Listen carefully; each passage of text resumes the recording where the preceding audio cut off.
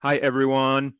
In this video, I will show you how to do a chi-square test of independence using R, and I will focus on how to evaluate both the statistical significance and the practical significance of the results.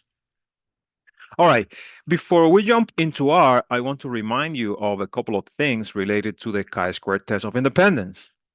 First, the goal. The goal of a chi-square test of independence is to determine whether two categorical variables are statistically related or not. So when you're doing a chi-square test of independence, that's what you want to find out, okay? Now let me remind you of what is a categorical variable, and then later I will discuss what I mean by this, by statistically related, okay? A categorical variable is those whose values are labels or categories rather than numerical quantities. Okay, so the values represent labels or categories instead of numerical quantities.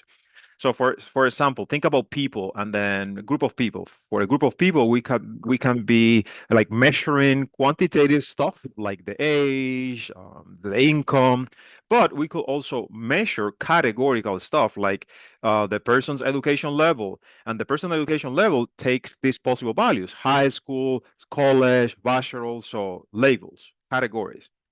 Another example is someone's county of residence. Okay. Another example is whether the person owns a home or not.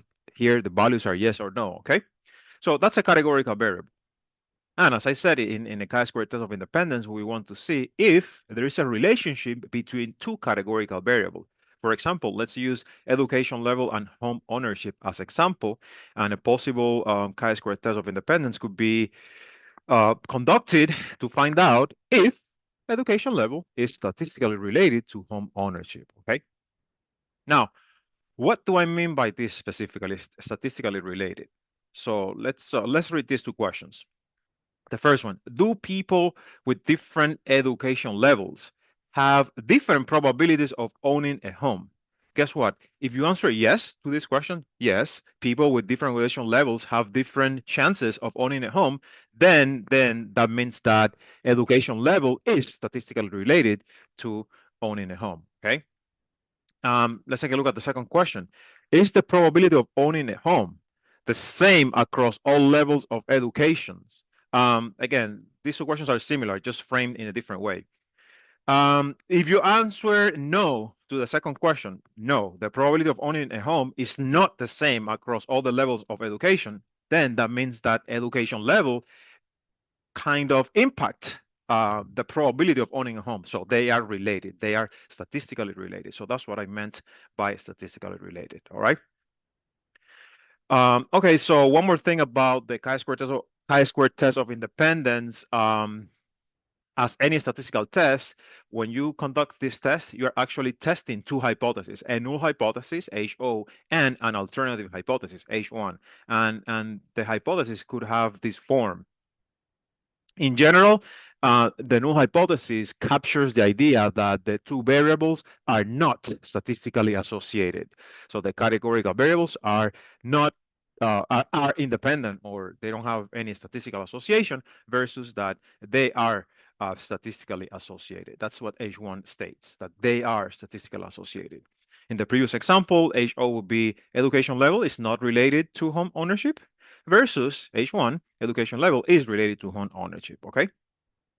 All right, so keep that in mind. We always have two hypotheses in the background. Let's go to R now. Notice that I'm actually using RStudio, which is an IDE for R. And using RStudio, I created this notebook, this .rmd file, and I'm going to include all my my code, all my written explanations in this notebook, okay? The problem that we have is this. So we have data about the performance of students on a standardized test, and this data was publicly available. And an analyst randomly selected 136 students from this data set and noted the kind of a school they attended to, public or private. That is the first categorical variable, the kind of a school, public or private, and their qualitative performance on the test. That's the second variable. the qualitative performance. Notice that the performance is not numeric, it's not the grade, but the qualitative performance, poor, average, good, outstanding. And here we have a table with the results. So these are just the counts for each combination of categories. For example, this 30 is how many students in public school, how many students out of the 36 attended public school and did poorly, right? This 5 is how many students from public school did outstanding, and so on and so forth. Okay, so we have the count for each combination. The first thing we need to do to run a chi-square test in R is to enter the data, okay? And here I entered the data. Many ways of entering the data in R, but I think using the matrix function, okay, which is a built-in function, is very, very easy way. And the way I did it was I entered the data row-wise, so row by row, okay? By row, true, all right? I just entered those counts by row. I specified the number of rows. And this last argument is optional, but I think it's nice to have this argument, to enter this argument, which is the row names and the column names, okay? Okay, so I store my result in this variable, table schools performance, and sure enough, if you take a look at that table, it looks exactly as the table that we were given in the problem, okay? So we enter the data successfully. Once we enter the data, we can go ahead and conduct the chi-square test. But remember, when you're doing a chi-square test, you're going to have two hypotheses, HO and H1. HO captures the no association condition, right? Remember? So in this case, HO would be the school type is not statistically related to performance.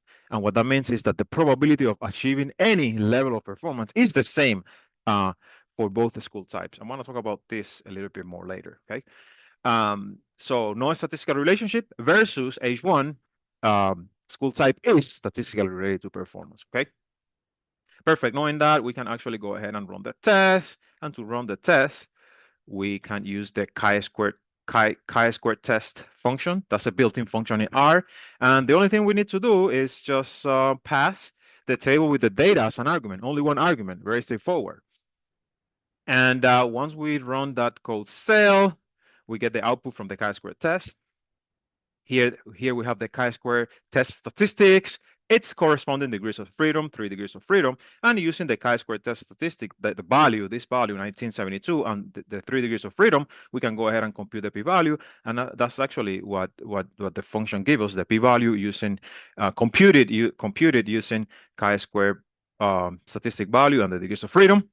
And now with that p-value, we can actually go ahead and evaluate the statistical significance. What do I mean by evaluating the statistical significance? So deciding whether we're going to reject the null hypothesis or not, okay? That's what I mean by evaluating a statistical significance. And how do we do this? Well, remember, you need to compare the p-value with the significance level or alpha. The significance level of alpha is a threshold that you establish before conducting the test.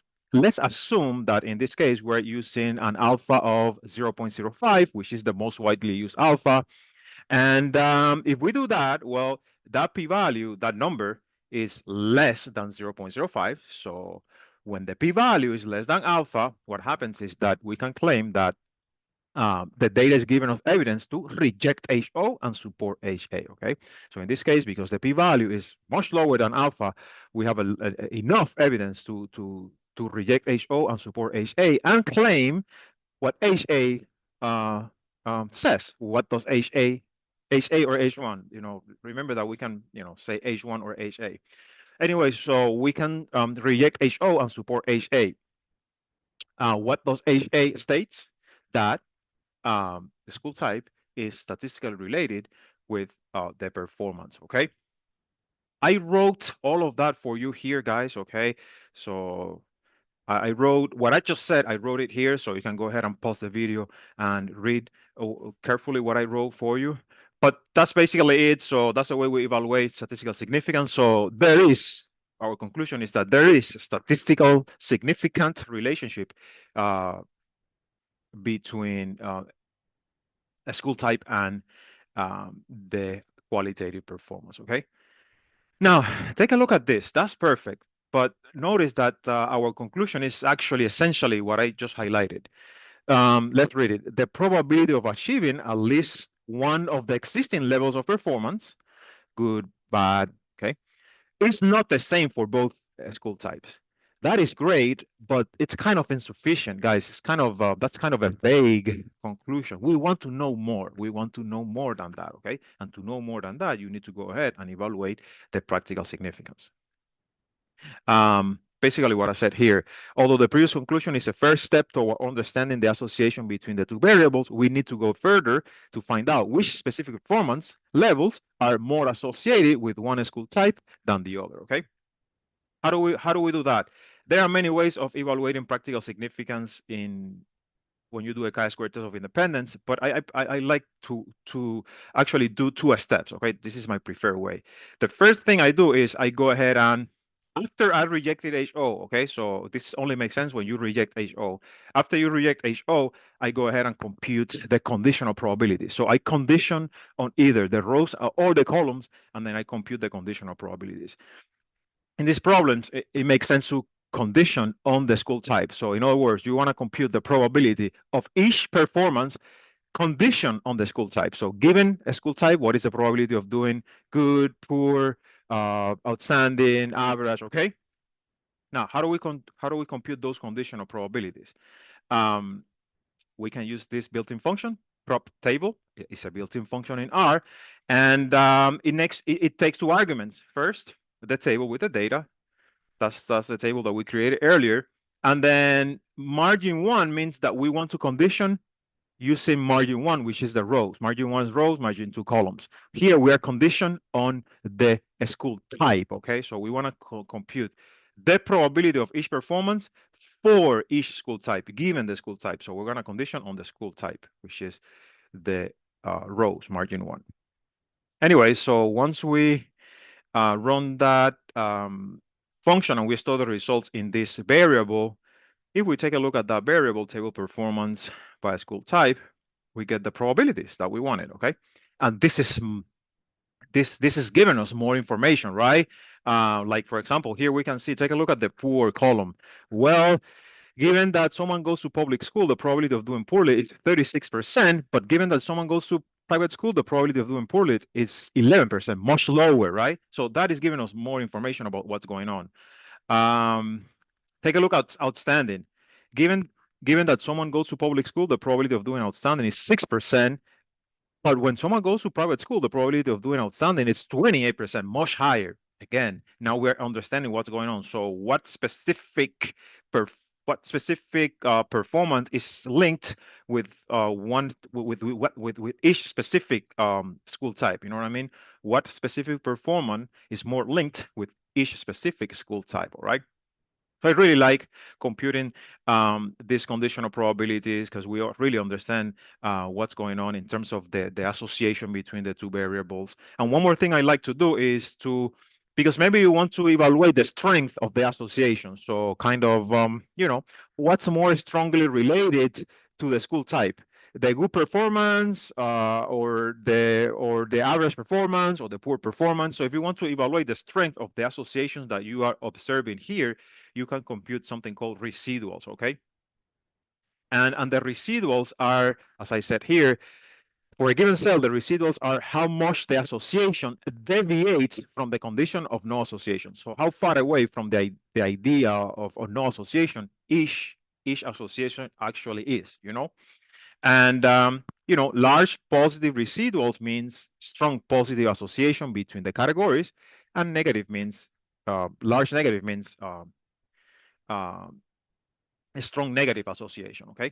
So how do we get the residuals? Easy. We, again, invoke the chi-square test function, and we use the table with the data, and then we call for the residuals. And briefly, here, I'm going to just focus on the two largest residuals. For example, the two largest positive residuals, this one, 2.58. What does that mean? That means that being in private school is linked with much higher chances of doing outstanding than being on public school.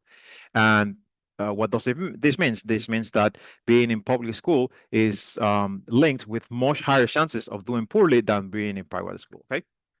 All right, guys. That's all for this video. I hope you enjoyed, and I will see you in another video. All right.